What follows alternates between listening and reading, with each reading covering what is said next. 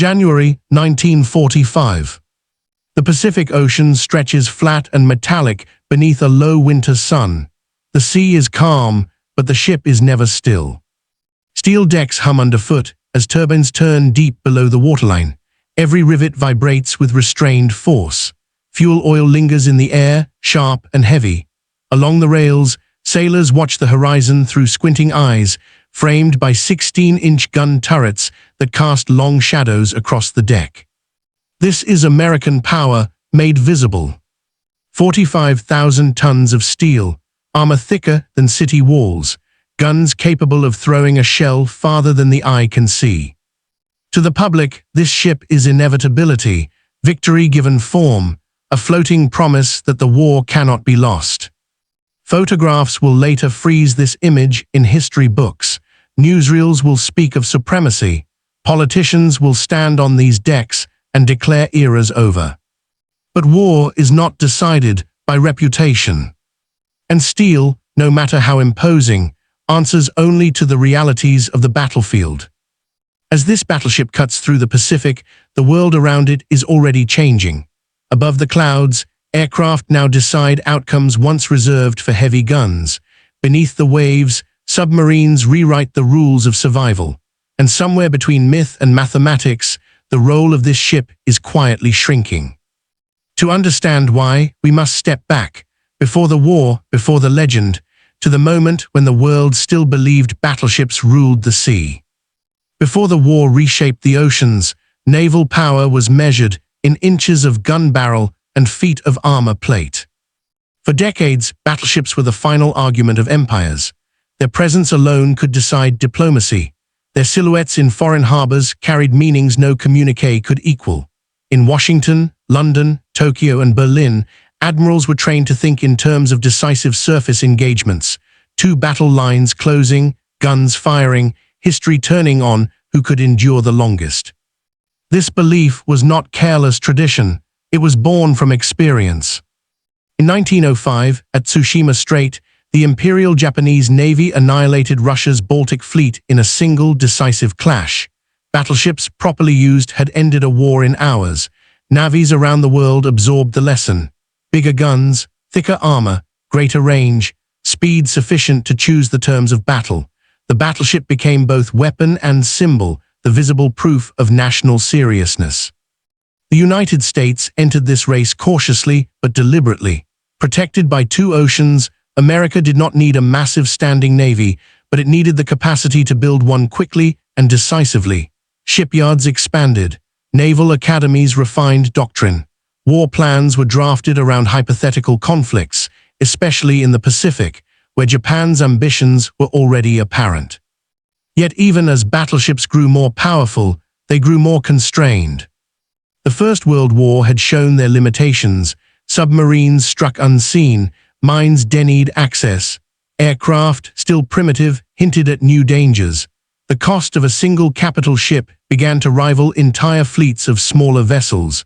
By the 1920s, the great powers faced a paradox. Battleships were essential, but unsustainable.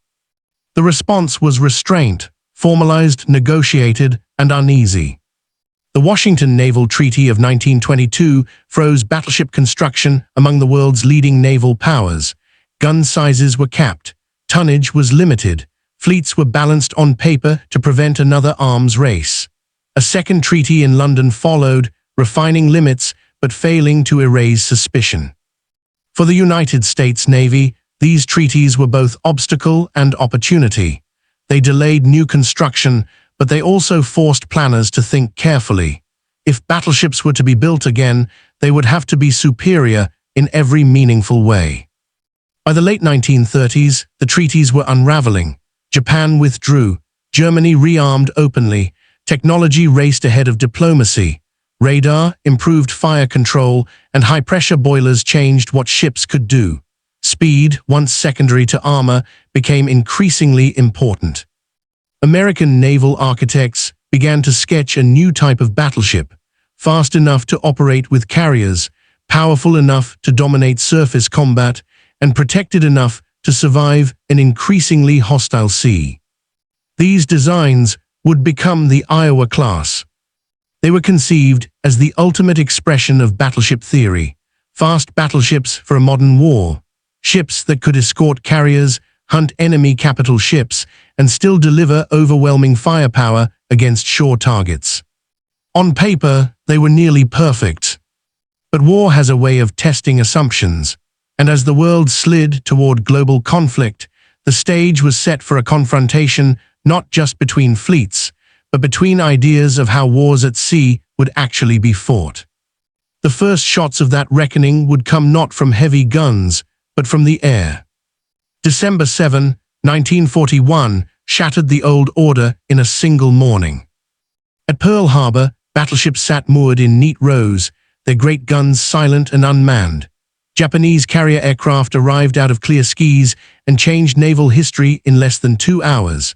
8 American battleships were sunk or damaged. The decisive blow came not from armor-piercing shells, but from bombs and torpedoes dropped by pilots who never saw the ships they crippled until moments before impact. The lesson was unmistakable. Power no longer floated solely at the waterline. In the weeks that followed, the U.S. Navy faced an uncomfortable reality. The battleship, long considered the fleet's backbone, had been bypassed by events. Carriers, once seen as auxiliaries, now held the initiative. Aircraft could strike hundreds of miles away. They could search, attack, and withdraw before a battleship ever closed firing range. Yet battleships were not abandoned. Too much had been invested, materially, doctrinally, psychologically. Instead, their roles shifted. When the Iowa-class ships began entering service in 1943 and 1944, the war they were designed for no longer existed. Their speed, over 30 knots, made them valuable escorts for fast carrier task forces. Their heavy guns, unmatched in range and destructive power, became tools for shore bombardment rather than fleet duels. This was not the grand, decisive battle envisioned by pre-war planners. It was a supporting role, vital but secondary. USS Iowa commissioned in February 1943. USS New Jersey followed soon after, then USS Missouri in June 1944.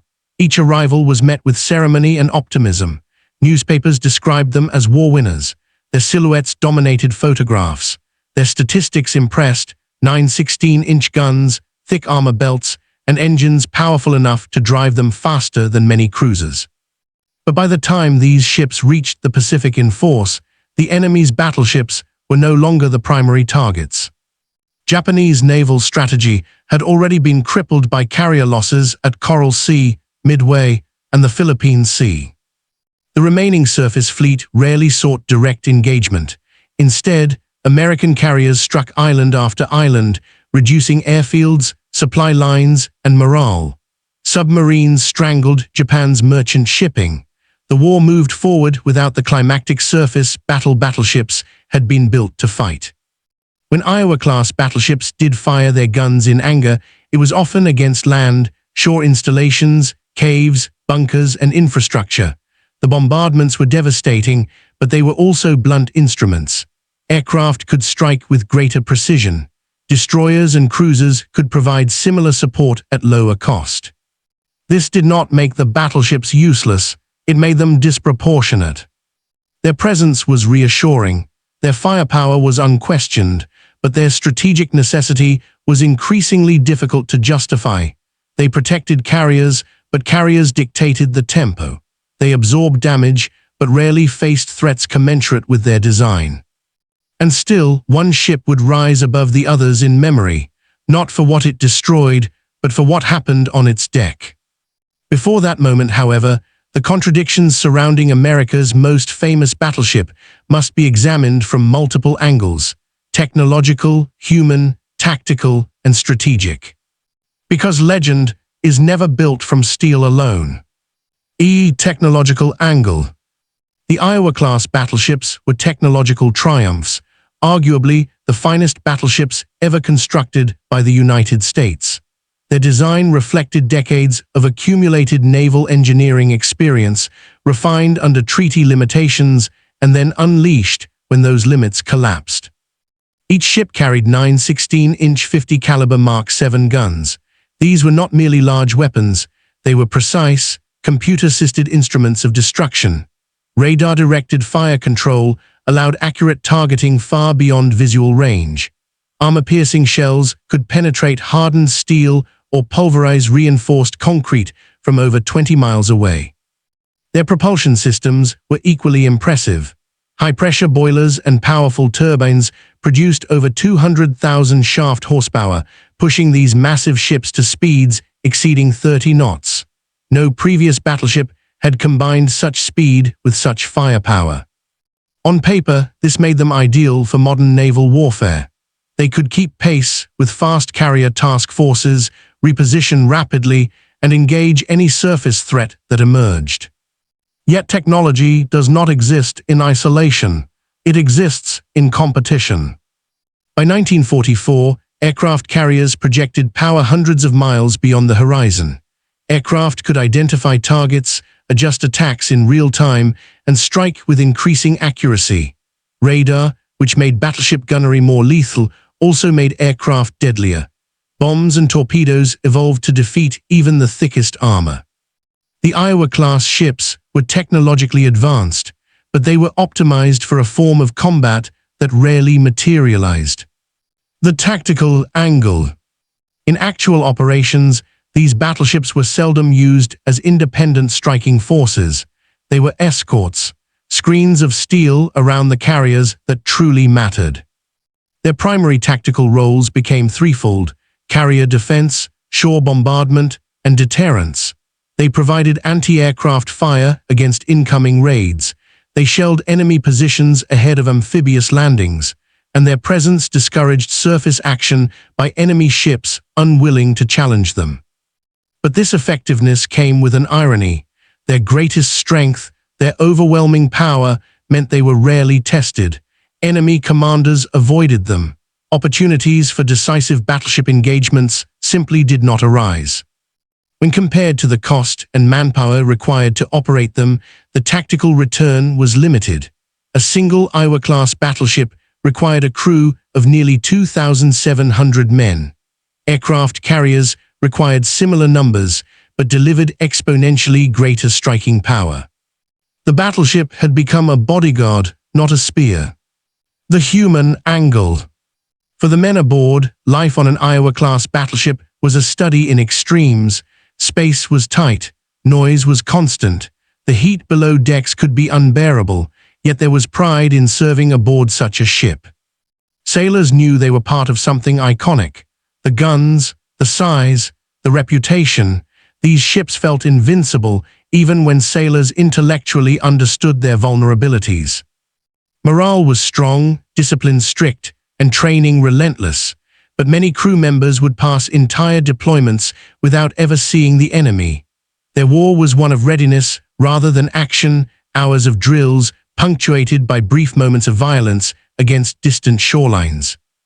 This gap between expectation and reality shaped the ship's legacy as much as any battle. The Iowa-class battleship was not failing, it was simply misaligned with the war it fought. And that misalignment becomes clearer when viewed through the eyes of those who commanded fleets, those who faced these ships from the other side, and those who weighed cost against consequence. The leadership angle. Admirals and fleet commanders regarded the Iowa-class battleships with a mix of admiration and frustration. On one hand, these ships were unmatched symbols of naval might, capable of exerting influence across the Pacific. On the other, they were expensive, manpower-heavy, and often redundant. Admiral Chester W. Nimitz, commander of the Pacific Fleet, valued their firepower for shore bombardment during island campaigns, but recognized their limitations against the real threat: enemy aircraft. Admiral William Halsey, known for aggressive tactics, understood the psychological impact of these ships on both enemy forces and American morale, yet rarely relied on them as decisive tools in battle. Strategically, leaders had to reconcile reality with tradition. Battleship doctrine emphasized decisive surface engagements. Modern warfare emphasized flexibility, speed, and multidimensional coordination. The Iowa-class ships were bridging two eras at once: the old ideal of battleship supremacy and the new era of carrier dominance. The resulting tension shaped operational decisions throughout 1944 and 1945. The enemy perspective. Japanese naval planners were acutely aware of the threat posed by the Iowa-class battleships. Intelligence reports highlighted their size, speed, and firepower. Yet by the time these ships entered combat, the Imperial Japanese Navy was already largely crippled.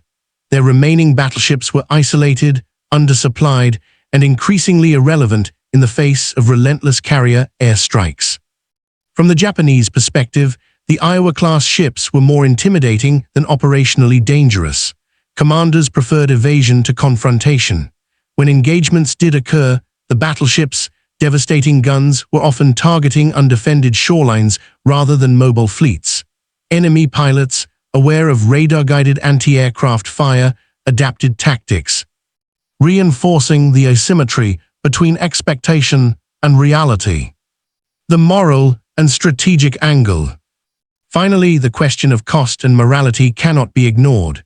Constructing and operating an Iowa-class battleship required enormous resources, tens of millions of dollars, thousands of tons of steel, and crews numbering in the thousands.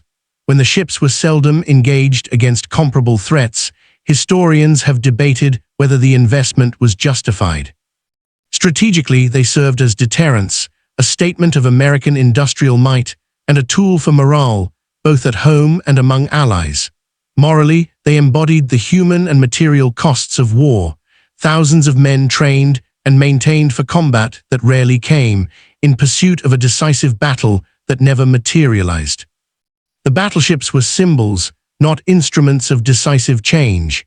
Their legend grew faster than their combat record, raising questions about how history remembers power. These angles, the technological, tactical, human, leadership, enemy, and moral, intersect at a single point. The Iowa-class battleships, for all their might, were magnificent instruments of a nearly obsolete doctrine.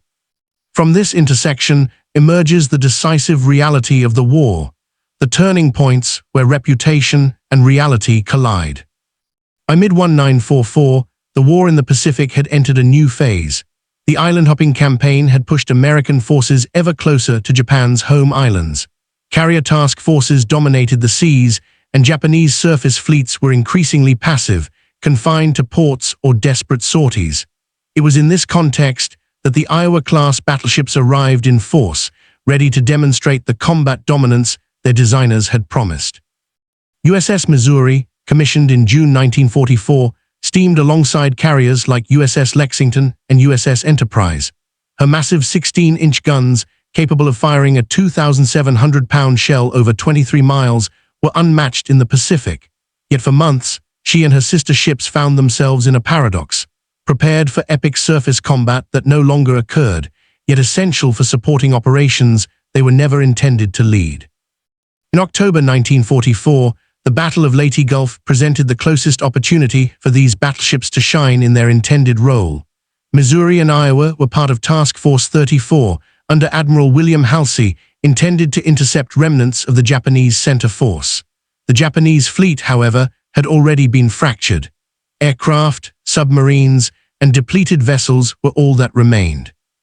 The surface engagement that battleship doctrine had long envisioned never fully materialized. The massive guns remained largely unused in their primary offensive capacity, as air power dictated the outcome. Meanwhile, shore bombardment became the de facto role. Missouri fired upon Japanese positions on Peleliu and Okinawa, sending shells into caves, artillery positions, and bunkers. The firepower was overwhelming, but it was indirect. Instead of dueling another battleship across the horizon, Missouri's guns now flattened terrain in support of advancing infantry. Tactical victories were achieved, but they did not validate the ship's original purpose: decisive naval combat. By early 1945, the Iowa-class ships had become tools of psychological as well as physical warfare. Their presence influenced enemy behavior. Japanese commanders avoided confrontation with the massive vessels, redirecting movements and denying themselves opportunities. The battleships' reputation, immense, terrifying, and visible, outpaced their operational necessity. Yet the most famous moment was still to come. As American forces closed in on the Japanese mainland, the strategic role of the battleships shifted from combat to symbolism. The war's decisive battles were fought in the air, on land, and in submarines. The guns of Missouri were no longer the arbiters of fate, but instruments reinforcing inevitability. The stage was set for a historic event that would cement Missouri's place in memory, not through firepower alone, but through presence, ceremony, and the final act of surrender. The clash between expectation and reality reached its peak, when history would immortalize the ship for reasons other than combat effectiveness. August 15, 1945. The war in the Pacific had ended, yet the eyes of the world turned toward a single battleship, USS Missouri, anchored in Tokyo Bay. It was on her deck that Japan's formal surrender would be signed on September 2, 1945, an event broadcast globally and photographed endlessly. Dignitaries, generals, and admirals assembled under the flags of victory, while cameras captured every handshake and signature. For many, this moment defined the Iowa-class battleship, not for the tons of steel, the miles of ocean crossed, or the shells fired, but for being the stage upon which history concluded. This ceremony marked the culmination of the ship's dual nature, simultaneously instrument of war and symbol of power. Missouri's guns, once poised to annihilate enemy fleets, had mostly targeted infrastructure and served as deterrent. Her strategic importance lay not in the number of battles won at sea, but in what her presence represented, the unstoppable weight of American industrial and military might. Even during her brief combat deployments, the Iowa-class ships never faced the sort of head-to-head battles that had justified their construction. Japanese surface forces were too weak, too dispersed, or too cautious. The engagements that did occur, bombardments of Okinawa and Iwo Jima, highlighted firepower, but revealed the strategic mismatch. Aircraft, not battleships, decided the outcomes of key confrontations. Yet in Missouri's surrender deck, the distinction between legend and reality blurred. Historians later noted that the photograph of General Douglas MacArthur signing the surrender while flanked by Admiral Chester Nimitz beneath the guns of Missouri became an enduring symbol. The battleship's immense size and powerful guns communicated strength to all who observed it, regardless of how it had performed in combat. In these final hours, the Iowa-class battleship transcended its operational limits. It had become a vessel of narrative, an icon through which the war's conclusion was mediated for the world. The tension between capability and circumstance, between expectation and application, reached its apex. Missouri's guns, once designed to decide naval battles, now framed the peace. The irony was undeniable. The most famous American battleship of World War II would be remembered more for ceremonial glory than for its original combat purpose. Its legend, carefully nurtured by media, photographs, and strategic theater, cemented the perception of dominance, even as history quietly revealed the limitations beneath the steel. This turning point, the surrender, illuminates the fundamental truth about these ships. Their value was both tangible and symbolic, their combat impact limited, their psychological and political significance immense. From here, the consequences for naval strategy, fleet composition, and historical memory would unfold in ways that shaped not only the U.S. Navy but global perceptions of power in the nuclear age. With the war concluded, the Iowa-class battleships entered a period of reflection and reassessment. USS Missouri remained in Tokyo Bay for months, serving as both a symbol of victory and a base for American occupation forces. Across the Pacific, her sister ships returned to Pearl Harbor and the continental United States, where crews rotated home and the Navy considered the next chapter in a rapidly changing strategic environment. Operational reports highlighted the paradox of the Iowa-class design. They were fast, heavily armed, and impressively armored, but by the war's end, opportunities for traditional battleship duels had been virtually non-existent. Commanders' logs reflected a consistent theme. These ships had performed admirably within the roles assigned: shore bombardment, carrier escort, fleet presence, but rarely in the decisive naval engagements they were designed to dominate. The human dimension mirrored the operational one. Crews spoke proudly of their service, yet many acknowledged a sense of anticlimax. Years of training, drills, and preparation had culminated in a war that required their presence more as deterrent than as instruments of destruction. For sailors, this duality was palpable. The ships were undeniably powerful, yet the war had rendered their full potential largely theoretical. Strategically, the lessons were sobering. The ascendancy of carrier aviation demonstrated that naval warfare had shifted. Speed, maneuverability, and air power could override the heaviest armor. Battleships no longer defined naval dominance. Yet the Iowa-class ships remained unmatched in certain contexts, especially in projecting firepower against fortified positions and providing visible symbols of strength. Cost analysis further complicated assessments. Constructing, maintaining, and manning an Iowa-class battleship required tens of millions of dollars and thousands of personnel. While these resources had contributed to victory indirectly through deterrence, morale, and shore support, the direct correlation between investment and strategic necessity was increasingly questioned. Historians and naval analysts would debate for decades whether these ships were worth their expense or primarily instruments of perception. Even in peacetime evaluations, the Iowa-class ships carried weight. They were preserved, maintained in reserve fleets, and occasionally modernized for potential future conflicts. Yet the gap between expectation and application remained clear. These were ships built for an era of surface supremacy that had already passed. Their legacy, paradoxically, was cemented not through their wartime exploits, but through the power of their reputation. This period of reassessment set the stage for the second phase of the Iowa-class story. Their long-term impact on naval doctrine, Cold War strategy, and historical memory.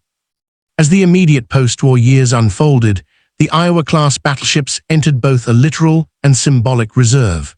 USS Missouri, USS Iowa, USS New Jersey, and USS Wisconsin were decommissioned, mothballed in naval yards along the American coastline.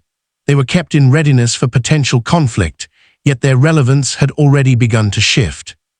The Cold War would soon transform strategic priorities, favoring aircraft carriers, nuclear submarines, and missile technology over traditional gun platforms. Despite this, the Iowa-class ships remained potent symbols. Their massive silhouettes became icons in newsreels, textbooks, and films, representing American industrial and military might. USS Missouri, in particular, achieved near-mythical status due to her role in Japan's surrender. Media coverage and popular culture reinforced this perception, sometimes obscuring the operational realities that historians would later examine. Throughout the 1950s and 1960s, debates within the Navy considered whether modernization could render these battleships tactically relevant again. Upgrades to radar, missile systems, and anti-aircraft armament were proposed and, in some cases, implemented. Yet their fundamental design, optimized for a type of warfare that had become increasingly obsolete, limited their strategic value. They could project presence, deliver shore bombardment, and support carrier task forces, but the era of surface fleet dominance had passed. The psychological and diplomatic roles of these battleships remained significant. Their very existence influenced naval planning and international perceptions. During the Cuban Missile Crisis and later conflicts, Iowa-class battleships were deployed not to fight major naval battles, but to demonstrate resolve. Their steel and firepower functioned as leverage, a tangible reminder of American military capability. As decades passed, museums and public memorials further cemented their legacy. USS Missouri was transformed into a floating museum in Pearl Harbor, her decks now hosting visitors rather than crews, her guns pointed toward history instead of enemy targets. Media narratives often emphasized her size, speed, and symbolic importance, sometimes at the expense of analyzing the limited combat role she had actually played. Through this lens, the Iowa-class battleships occupy a unique space in naval history. Simultaneously extraordinary engineering achievements, valuable operational assets, and artifacts of a doctrine that had been overtaken by technology. Their fame persists, largely due to symbolism, media representation, and ceremonial prominence rather than direct wartime dominance. From here we turn to a calm reflection. What this iconic battleship and the story of her class truly tells us about war, memory, and the passage of technological eras. The story of America's most famous battleship is a meditation on the tension between expectation and reality. USS Missouri and her sister ships were masterpieces of engineering, designed to dominate a kind of naval warfare that, by the time they entered service, had already begun to fade. Their guns could level fortifications and sink ships, yet history required their presence more as symbols than as instruments of decisive combat. In the calm of the post-war years, these steel leviathans became mirrors of human ambition. They reflected the ingenuity of designers, the discipline of crews, and the strategic thinking of admirals. They also reflected the limits of foresight, the understanding that technological supremacy does not guarantee strategic necessity. The ships were magnificent, yet the war had outpaced the doctrine that had birthed them. Missouri's surrender deck remains an enduring image, a steel stage upon which the world witnessed the end of a global conflict. Yet that image is double-edged. It represents both victory and the irony that the most famous battleship never truly fought the kind of battle it was built to win. Its fame rests as much on perception as on action, a reminder that history often elevates symbolism alongside achievement. For historians, engineers, and naval officers, the Iowa-class battleships serve as lessons in adaptation. They illustrate how innovation meets circumstance, how doctrine can lag behind technology, and how human narratives shape collective memory. They teach that power is measured not only in tons of steel or miles of shellfire, but in timing, context, and the subtle interplay between presence and action. In the end, these ships endure not merely as weapons, but as icons. Anchored in harbors, preserved for generations, they invite reflection on the nature of warfare and the human desire to manifest might in tangible form. Their legacy is quiet yet profound, a testament to ambition, craftsmanship, and the enduring interplay between reality and legend. And as USS Missouri rests under the sun, her guns silent, she tells a story far larger than herself, of an era of naval thought, of human endeavor, and of the relentless march of history.